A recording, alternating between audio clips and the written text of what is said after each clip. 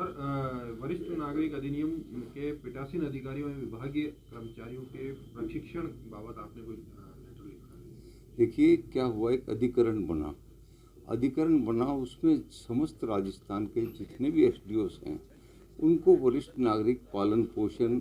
माता पिता भरण पोषण अधिनियम 2007 के अधीन अधिकरण जो ट्रिब्यूनल बनाया उसका हेड तो है चेयरमैन कलेक्टर, और उसके अधीन जैसे अजमेर है तो अजमेर में ब्यावर है, केकड़ी है, किशनगढ़ है, ये सब वहाँ पे ये अधिकारी हैं। ये एक्ट इसलिए बना कि वृद्धजन जो 60 वर्ष से ऊपर हैं उनको पालन पोषण का निर्वाह भत्ता, जैसे कोई बच्चा अपने माँ बाप को निर्वाह भत्ता नहीं देता तो वो वहाँ जा कर के कर सकते हैं। पुलिस तो ऐसे करती थी कि जैसे पुलिस के पास कोई गया तो वो कहते थे भाई आपका सास बहू का झगड़ा है, आपके माता पिता से आपका झगड़ा है तो आप जाइए कोर्ट में जाइए, तो उनको वहाँ पे भी कोई रिलीफ नहीं मिलता था। अधिकरण जब बना तो अधिकरण में क्या हुआ कि अधिकांश एसडीओस को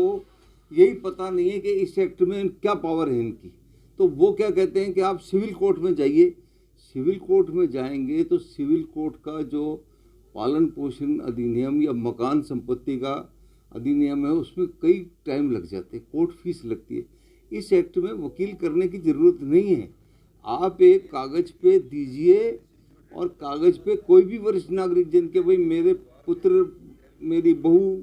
या मुझे पालन पोषण नहीं दे रहे, तो वो अधिकरण का जो भी अधिकारी है एसडीओ वो उसको प्रसंज्ञान लेगा, उसका निर्भय भत्ता तय करेगा, और नहीं अगर दिया तो उसको जेल भी भेज सकता है, पुलिस के जरिए उसको तामील करा सकता है। इस एक्ट में न तो कोर्ट फीस लगती है, न इस एक्ट में वकील की ज़रूरत है, न इस एक्ट में कोई भी किसी प्रकार का वृद्धजनों के सम्मान के लिए राजस्थान सरकार कटिबद्ध है। अभी आप देख रहे हैं कि वरिष्ठ जनों में केंद्र सरकार ने तो जो थी यात्रा भत्ते की जो सुविधा थी वही बंद कर दी, वो उनको बंद कर दी। एक ये नंबर लिखा हुआ है 14567, ये सरकार का नंबर है, आप इस पर कोई भी वृद्धजन फ़ोन करेगा शाम तक उसके पास फ़ोन आ जाएगा, उसी वक्त ये वापस उसको कॉल बैक करके कि आपकी क्या तकलीफ़ है, क्या करना है। तो मैंने ये देखा मेरे पास जैसे लोग आ रहे थे तो वो ये कहते थे आके कि साहब, वो कहते हैं सिविल कोर्ट में चले जाओ। अब सिविल कोर्ट में चले जाओ तो वो तो फिर कोर्ट की प्रक्रिया होगी। तो इस स्पेशल एक्ट का जो पालन पोषण भरण पोषण अधिनियम 2007 बना, इसका लाभ बिल्कुल नहीं मिल पा रहा था, और लाभ नहीं मिल पाने में क्योंकि अपीलेट अधिकारी तो कलेक्टर साहब थे और एसडीओ साहब जो थे वो प्राधिकरण के अधिकारी थे। तो मैंने माननीय मुख्यमंत्री जी को कहा कि जो मेरे पास फीडबैक आ रहा था कि आज हमको राजस्थान का इन्होंने उपाध्यक्ष बनाया, तो मैं कई जिलों से पूछताछ करके, अभी के एक जयपुर का भी कल आया, दूसरे और भी आए, तो मैं ये कह रहा हूँ कि इनको प्रशिक्षण चाहे संभागीय स्तर पे दो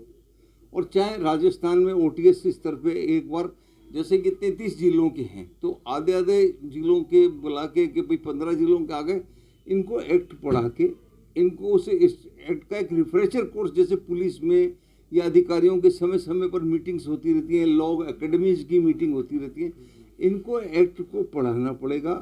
इनके साथ इनके कर्मचारियों को पढ़ाना पड़ेगा।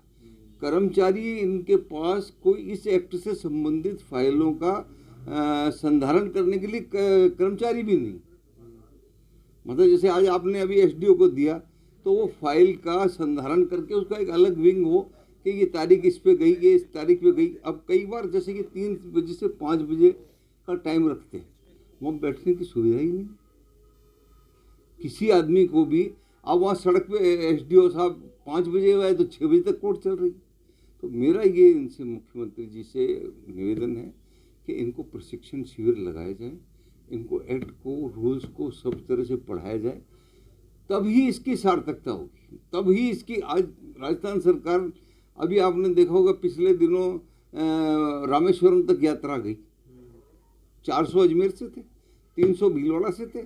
300 चित्तौड़ से थे, 1000 आदमियों को 7 दिन की यात्रा में मदुरई और रामेश्वरम लेके गए वो, और ले जाके घुमा के उनकी धार्मिक यात्रा पूरी करा के वो लेकर के आए। तो ऐसी परिस्थिति में जब सरकार इतना कर रही है तो ये तो एक ऐसा एक्ट है कि मतलब किसी भी वृद्धजन को अगर उसको मुआवजा भत्ता मिलता है, उसको निर्वाह भत्ता मिलता है, तो अगर वो 1 महीने दे के बंद कर दिया तो वो जाएगा फिर तो एसडीओ को पावर है कि उसकी संपत्ति कुर्क कर सकता है, उसको जेल भेज सकता है, पुलिस से उसकी तामील करा सकता है। इस उद्देश्य को दृष्टिगत रखते हुए मेरा ये उद्देश्य था कि हम जिस कार्य को कर रहे हैं उसका लाभ उस व्यक्ति को पहुंचे जिसके लिए कानून बनाया गया है, और ये कानून को जब समझें और पढ़ें। इसमें एक बहुत बड़ी जो बात है कि किसी भी वृद्धजन को, आज कोई भी वृद्धजन है, आपके माध्यम से भी ये बात जब जाएगी लोगों को, वकील करने की आवश्यकता नहीं है। वो एक अर्जी दे दें कि साहब इस तरह से मैं ये फलानी जगह निवास कर रहा हूँ, मेरा पुत्र ये है, मेरे पुत्र मेरी दवाई दारू खर्चा इसके पैसे नहीं दे रहा है, और ये निर्वाह भत्ता उसकी नौकरी है, ये है, मुझे मेरा पालन पोषण नहीं हो रहा है, तो उस पर प्रसंज्ञान लेना पड़ेगा। अगर किसी ने, बच्चे ने या किसी बहू ने, किसी और ने धोखे से वृद्धजन की प्रॉपर्टी ले ली, उसकी प्रॉपर्टी सिविल कोर्ट में तो 20 साल में नहीं निपटे, ये उसी वक्त हस्तांतरित करके उसको उसकी संपत्ति का कब्जा दिलवाएंगे। इसलिए रिफ्रेशर कोर्स जो है आपके माध्यम से आम जन तक, वरिष्ठ नागरिक जन तक पहुंचे खबर कि भाई तुम्हारे लिए सरकार इतनी प्रतिबद्ध है और उसका लाभ मिले, और एसडीओ इसको पढ़ाएं। अजमेर मेट्रो न्यूज में अपने आसपास की किसी भी प्रकार की घटना, सार्वजनिक कार्यक्रम, राजनीतिक कार्यक्रम की रिपोर्टिंग हेतु नीचे दिए गए नंबरों पर संपर्क करें।